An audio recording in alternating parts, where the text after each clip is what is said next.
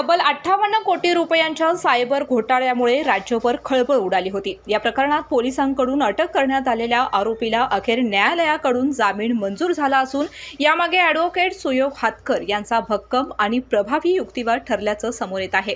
मुंबई येथील nodal cyber police ठाण्यात काही दिवसांपूर्वी हा गुन्हा नोंदवण्यात आला होता। फिर्यादीकडून सायबर भामट्यांनी तब्बल 58 कोटी रुपये उकळल्याचा आरोप होता। या प्रकरणाचा तपास करताना पोलिसांनी युवराज उर्फ मार्को लक्ष्मण सिंह सिकरवार या आरोपीला अटक केली होती। तसेच त्याच्यावर परदेशातून चालणाऱ्या सायबर रॅकेटला आर्थिक मदत केल्याचे गंभीर आरोप देखील ठेवण्यात आले होते। या प्रकरणी पक्षकारांनी ॲडव्होकेट सुयोग हातकर यांची भेट घेऊन त्यांना सर्व घटना सांगितली। अटकेनंतर आरोपीच्या वतीनं दाखल करण्यात आलेल्या जामीन अर्जावर सुनावणी दरम्यान ॲडव्होकेट सुयोग हातकर व ॲडव्होकेट शुभम मांढरे यांनी अभ्यासपूर्ण युक्तिवाद सादर केला। पोलिसांनी लावलेले आरोप केवळ तर्कावर आधारित असून त्याला कोणताही ठोस कागदोपत्री पुरावा नसल्याचं त्यांनी न्यायालयाच्या निदर्शनास आणून दिलं।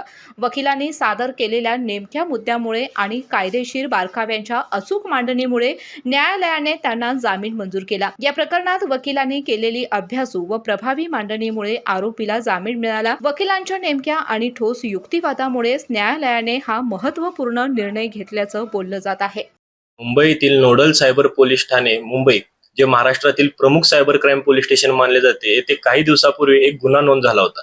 सदर गुन्ह्यामध्ये फिर्यादीचे असे कथन होते की फिर्यादीला काही सायबर भामट्यांनी फोन करून फिर्यादीकडून डिजिटल अरेस्टची भीती घालून तब्बल 58 कोटी रुपये उकळले होते। सदर गुन्ह्याचा तपास करताना पोलिसांनी आरोपी युवराज उर्फ मार्को लक्ष्मण सिंह सिकरवार या आरोपीला ताब्यात घेतले होते। सदर गुन्ह्याचा तपास करताना पोलिसांनी त्या आरोपीवर असे आरोप केले होते की त्या आरोपीने जे देशाच्या बाहेरून जे सायबर क्राईमचे रॅकेट चालवतात त्यांना ते पैसे पुरवल्याचे आरोप केले होते।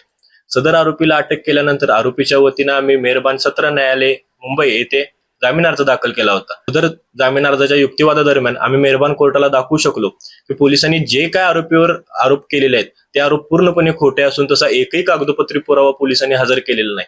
आमच्या युक्तिवादाचा विचार करून मेहरबान कोर्टाने आरोपीला जामीन अर्ज मंजूर केला।